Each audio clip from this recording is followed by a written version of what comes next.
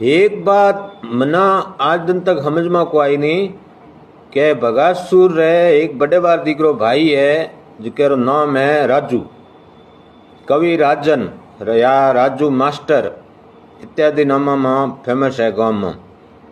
कवि राजन और मेरी बहन प्रवीणा ए बनी बहन भाई रोज रोज भगेरे घरे लैंड की आवे। मना है आज दिन तक बात समझ में को आई नहीं क्या या तो वो निखर में है बहन भाई बे, या फिर उहारो जमीर उहारो आने हो मरण में वो जी हन भगासुर 100 कदम आगे बह रहा है।